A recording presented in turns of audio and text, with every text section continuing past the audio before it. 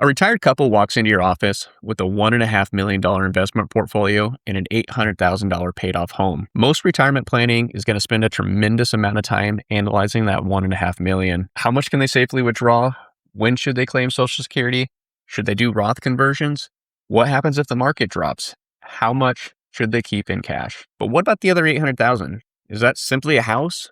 Or should that home equity be at least considered as another retirement asset? That's what I want to talk to you about today. To be clear, I'm not suggesting that every older homeowner should get a reverse mortgage. Far from it. There are plenty of situations where a reverse mortgage may not be appropriate. What I am suggesting is that if we are evaluating every other asset on a client's balance sheet strategically, it may not make sense to automatically exclude one of their largest assets simply because it happens to be tied up in their house. So today, I want to walk through several situations where home equity can potentially improve a retirement plan, how financial advisors can think about it, and when it probably should not be used at all. Start with the household balance sheet. Let's use a hypothetical company. We'll call them Bob and Susan. They're both 67. They have $1.2 million in traditional retirement accounts, $250,000 in a taxable brokerage account, $75,000 in cash, an $850,000 home, and they still owe $100,000 on the mortgage. So their traditional financial assets total to about $1.525 million. Their home equity is approximately $750,000. Their overall net worth is around $2.275 million. So here's the question. If roughly 1/3 of this couple's net worth is sitting in their house, should we really design their retirement strategy as though that asset doesn't exist? Maybe the answer is yes. Maybe they want to preserve the house for their children. Maybe they plan on moving. Maybe they have plenty of other assets and never need to access their equity. That's completely fine. But the key word is evaluate. We evaluate the IRA, the Roth, the brokerage account, Social Security, pensions, insurance. Why wouldn't we also evaluate home equity? The goal is not to force home equity into the plan. The goal is to determine whether including it creates a better plan. Quick note before we go further.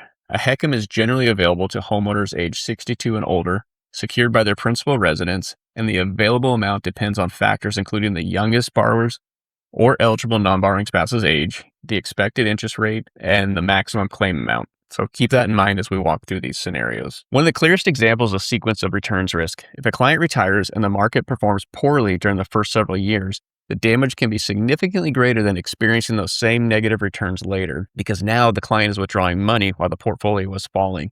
They're selling more shares at depressed prices just to maintain the same lifestyle, and those shares are no longer available to participate in the recovery. One strategy that has been studied is maintaining access to a separate source of liquidity and using it selectively during downturns rather than selling investments after losses. A reverse mortgage line of credit can be one possible source. But whether it improves the plan depends on the loan terms, rates, costs, the portfolio, the time horizon, and the client's broader goals. I've done an entire video on the standby strategy for sequence of returns risk, so I won't go deep into the mechanics here, but the larger planning concept matters.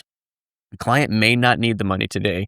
That doesn't mean access to home equity has no value. Sometimes the value is simply having another place to obtain cash when selling investments would be especially undesirable. That's a theme you're going to hear throughout this video. Another example is Social Security. Imagine somebody retires at 65 or 66, and after evaluating longevity, survivor benefits, taxes, and cash flow needs, the advisor believes delaying Social Security could improve the plan. That creates a funding gap. Where does the money come from during those bridge years? Maybe cash, maybe taxable investments, maybe retirement accounts. In some cases, home equity can be another source. I've done a separate deep dive on this bridge strategy, so I won't recreate it here, but the question for the advisor is, if delaying Social Security improves the client's long-term income plan, what's the most efficient way to fund the year between retirement and claiming? Home equity may or may not be the answer, but it deserves to be part of the comparison. If you're finding this useful, subscribe and drop a comment with the client scenario you'd want me to run numbers on next. A client needs another $50,000 or $100,000. Where should that next dollar come from? A traditional IRA, brokerage account, Roth IRA, cash, or potentially home equity? Those aren't identical choices. Traditional retirement money may create taxable income. Taxable account money may create capital gains. Roth money means using an asset with attractive long-term tax characteristics. Cash means reducing emergency reserves. Home equity means taking on debt and reducing home equity in the property. There is no universal winner. Sometimes the most important question is how much the client needs.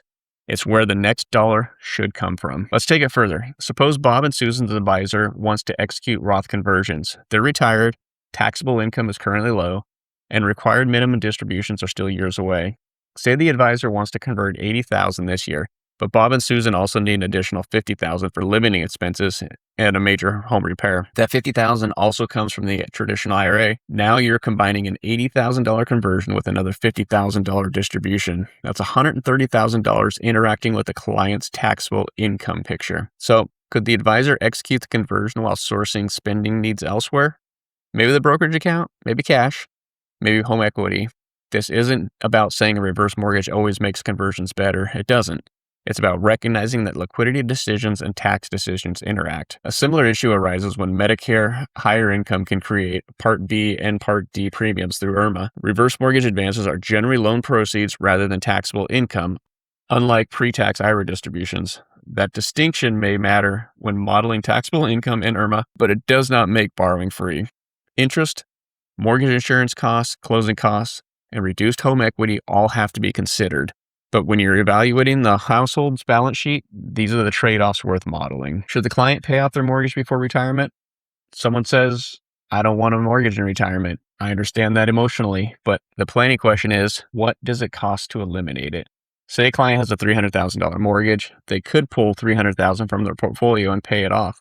No mortgage payment, but $300,000 less invested, potentially tax consequences, and that money no longer has the opportunity to grow. So there are choices. Keep the mortgage, pay it off with investments, refinance conventionally, or for an eligible older homeowner, potentially use a reverse mortgage to pay off and replace the existing mortgage, provided the available proceeds and the borrower's own funds are enough to satisfy the current loan, closing costs, and any required set-asides. The reverse mortgage wouldn't require scheduled monthly principal and interest payments, but it would still accrue interest, and it doesn't eliminate every housing expense. Property taxes, insurance, upkeep, and any HOA dues remain the homeowner's responsibility. But removing the required monthly principal and interest payment on the prior mortgage can materially change cash flow. Say the payment is $2,300 a month or $27,600 a year. If lifestyle requires $100,000 annually plus that $27,600, the portfolio may need to support roughly $127,000. If that required payment disappears, the annual number looks different. Not automatically a reason to get a reverse mortgage, but something an advisor should be able to model. Then there are the expected expenses nobody plans perfectly. A roof, HVAC system, a vehicle, helping an adult child, home modifications, in-home care, medical expenses. When a large one hits, where does the money come from? Liquidate investments, cash reserves, a HELOC, sell the house, or a reverse mortgage line of credit. Having another source of liquidity creates flexibility, and flexibility has value in retirement. On long-term care, I'm not suggesting a reverse mortgage replaces long-term care insurance, different tools, but many homeowners want to stay in their homes, and staying can be expensive. Part-time help, full-time care, ramps, accessibility, bathrooms. For a homeowner with significant equity, the house may be part of the answer because it's both a place to live and a financial asset. On leaving the house to the kids, is the goal a debt-free house or the largest possible estate? Those aren't always the same thing, and you don't know which strategy wins until you run the numbers. It's also worth stating plainly what happens at the end of the loan. Once it becomes due, the heirs can generally keep the home by paying off the balance or sell it, subject to the applicable HECM rules. Sometimes the answer is still leave the house alone. That's fine, but make that call after doing the math. On the line of credit itself, with an adjustable rate HECM, the available borrowing capacity can grow over time under the loan's formula. Fixed rate HECMs don't offer this feature. That growth isn't interest earned, and it isn't a return on the home. It's an additional potential borrowing capacity. And once the loan is established, the line isn't recalculated every year based on whatever Zillow says the house is worth. Different mechanics from a traditional HELOC. Now, who shouldn't get one? Someone moving soon, given the upfront costs. Someone who can't reliably cover property taxes and insurance, since lenders assess the capacity through a financial assessment, and a portion of proceeds may be held back in a life expectancy set aside to cover it. Someone focused purely on preserving equities for legacy with no need to access it. Someone with a clearly better liquidity source already, and anyone who doesn't understand the trade-offs. It's a loan, interest accrues, the balance can grow, equity can decline. Every HECM borrower is also required to complete counseling with a HUD-approved counseling agency before closing, which means the client, not just the advisor or me, has to understand the obligations before moving forward. I don't believe every older homeowner should have a reverse mortgage or that every advisor should recommend one, but home equity deserves a seat at the planning table. Sometimes the best strategy is leaving it untouched, but sometimes it can help avoid or reduce the need to sell investments during a downturn, bridge Social Security, create liquidity during a Roth conversion window, manage cash flow, eliminate the required principal and interest payment on a prior mortgage, fund an unexpected expense, or help someone stay in their home longer. Those are financial planning conversations, not just mortgage conversations. My role isn't to replace the advisor. It's to understand the mortgage and home equity side well enough that when a client situation comes up, we can model what the options actually look like. Sometimes the answer is no, and that's fine. I'd rather help an advisor rule out that than force the product into a plan where it doesn't belong. If you're an advisor wondering whether home equity should be part of a client conversation, book a call with me at joshborba.com/meet. I'm happy to run the numbers, even if the conclusion is that leaving the house alone is best, because the goal isn't more reverse mortgages. The goal is better retirement plans.